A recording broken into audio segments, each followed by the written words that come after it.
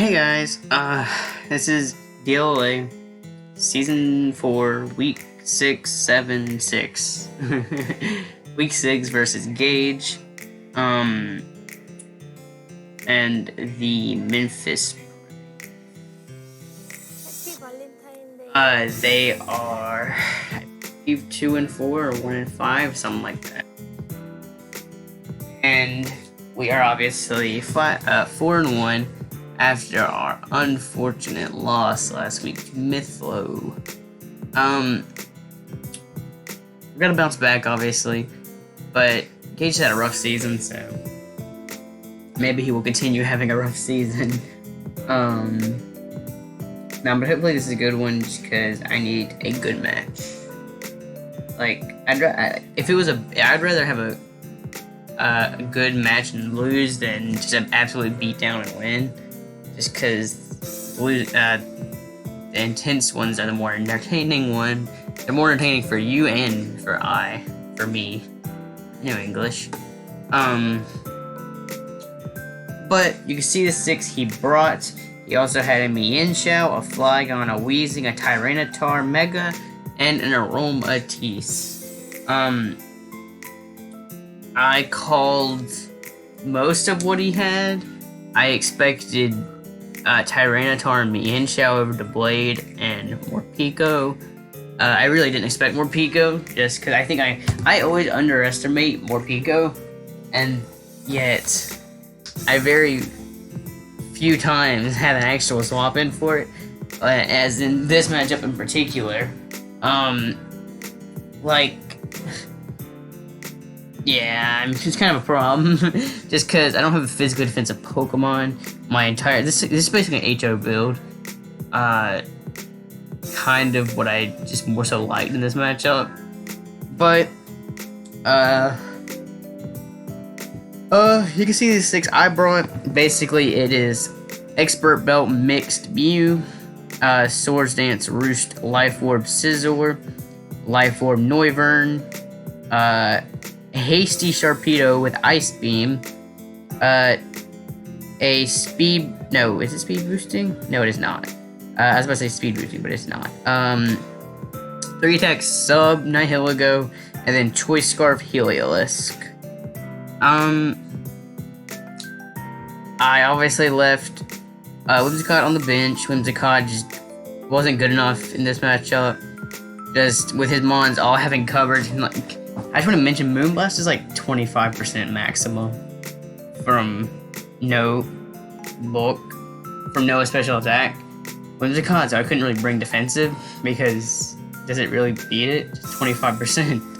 And if it was offensive, then it did like 40, I guess. I really don't know. That's just a rough estimate. And that's like offensive specs is what I'm talking about. But he had a Blade, so I wasn't bringing that crap. And in general, it kind of was difficult. But Venomoth, walled by the Blade. You could say the ability, Tinted Lens, is that it? I think it is. Helps it out. But the Blade quad resist a Bug Buzz, which is its coverage, so even though Tinted Lens helps it out, it still doesn't do crap. The Pale...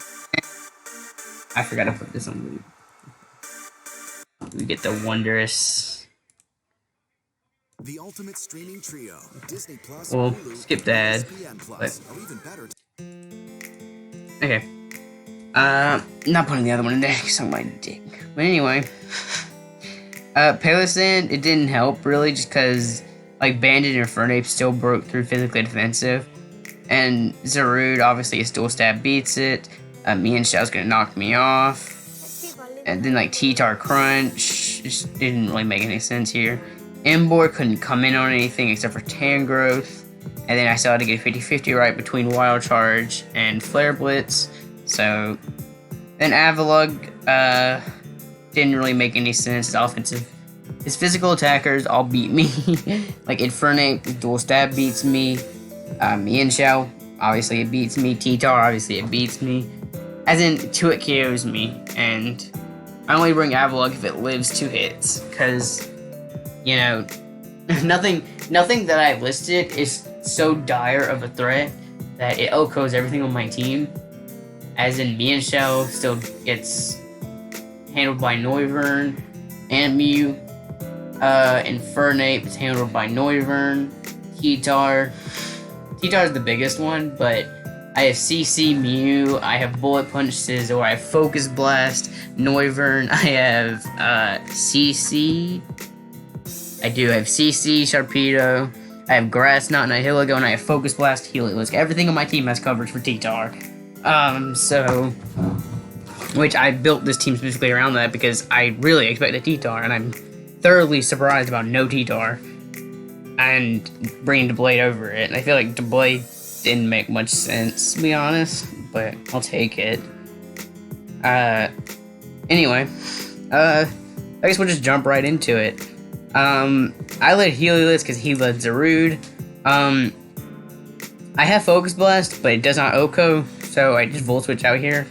I led Heliolisk because it matched up well versus Suicune and Morpeko, and just in general could Volt Switch around. And it has the fastest speed tier in this match, so again I can just Volt Switch pretty freely. As I do just that, I Volt Switch on the Zerd. So if he's Scarf, he knows I'm Scarf, but if he is not Scarf, he does not know that I'm Scarf. And I don't know whether he's Scarf. But now I find out because I go for his Noivern. So he knows I'm Scarf because obviously I outsped him. But at least I know he's Scarf. As a U turns out on the Noivern, does 13, not a big deal. Suicune comes in, I'm scared of the Ice Beam as I go Heliolisk, he just subs up. I just T-Bolt because it's not too concerning as he Calm Minds. I think, do I just T-Bolt again? I do, because I'm not predicting. T-Bolt, it does 42 as he Calm Minds, as I Calm Mind again, just 31 as he Scalds. So, I don't think Gage is a tard, I just think he forgot that, to be honest. Like, he wasn't rest, I don't think, and if he was rest, then he literally could not touch Heliolisk, and I still broke through this, I think, but it is a careless mistake. He couldn't touch a Heliolisk anyway, I think. I don't think he was the last move toxic, but T-Bolt and Morpeko, that's the problem with Morpeko, is it doesn't even take resisted hits. It is really frail, but here, I started messing around with Morpeko a little bit too much, as in I pivot Shark. Oh no. I did 87. That's like also the problem with Shark, but so the problem was he got the speed boost, right? So I was put in this situation where I have to protect because I can't pivot around this mon. There's no pivoting around it. I thought obviously protect. So I was stuck in this dilemma of do I stay regular and hope he's slower, which he could be if he crept something like he really shouldn't be slower than he should creep regular Sharpedo. But if he didn't, then it was good for me. If I Mega'd though, I wasn't winning the game with Mega Sharpedo at the time. So basically either this Morpeko basically forces my Shark to Mega, or if I don't, I die, or risk him being faster and dying. And if he's slower, then obviously everything's dandy, but the likelihood that he's slower is very, again, unlikely. So it forces me to Mega here. And I knew Crunch would kill him at that range, but this is actually not horrible for him because now my Shark's Mega, therefore it cannot get the speed versus like Zarude or Infernape. So that's not bad for him. As it goes to Zarude, which doesn't make much sense because I CC it, it barely lives, but like that's really good though because like it puts in a range of Bullet Punch. Like Scizor's really good here. Like Scizor's most likely what's gonna win this game because Suicune is weakened and Infernape's the only thing that has to be weakened at this point. But he turns out as it was a speed tie, I guess. But still, I don't think he should have risked that. I think I'm assuming Infernape has priority. If it doesn't, then you still had Shadow Sneak, which I don't know if knocked me out. It probably didn't, but still. You go Suicune just to get back the leftovers. I agree with that, but allows in Helios to Volt Switch as he sacks Coon because I guess he didn't want to give me too much initiative.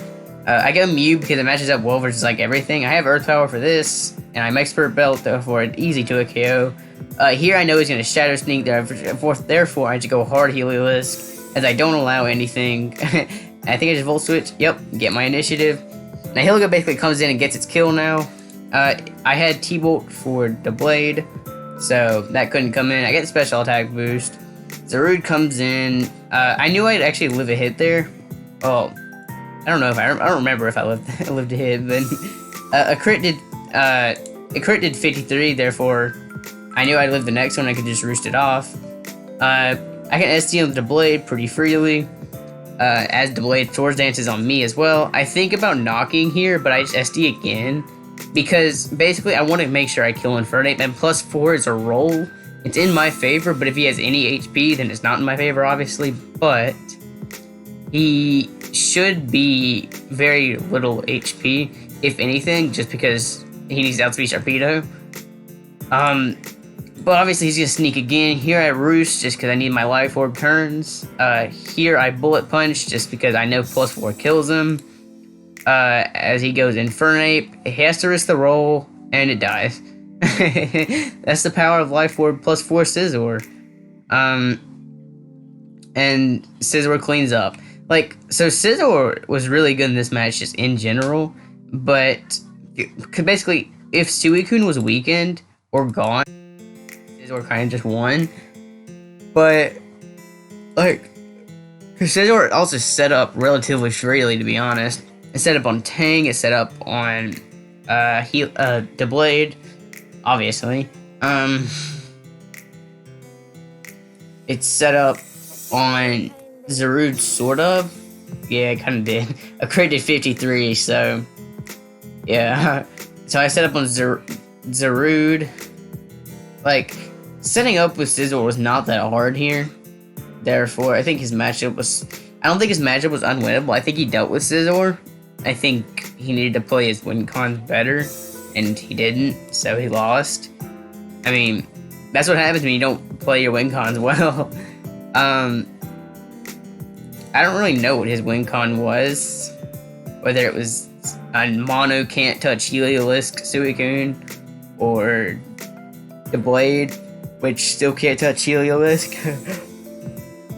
But Heliolisk can't kill the Blade anyway, so then I still have a faster Sharpedo. Scizor takes hits. I'm like, this matchup wasn't easy for him, but it wasn't easy for me either, so I definitely think he should have had T-Tar, though. I think T-Tar put him on a ton of pressure. But I guess the problem was my whole entire team has coverage for it. Therefore, you could argue that it's not that great for him. But, which I guess I could see the argument. I almost agree. But still, I still think it was a threat. But I don't think DD was the problem. I think just 4 attacks. Not even 4 attacks, I guess. Just you just needed your dual stab, really, and it killed everything.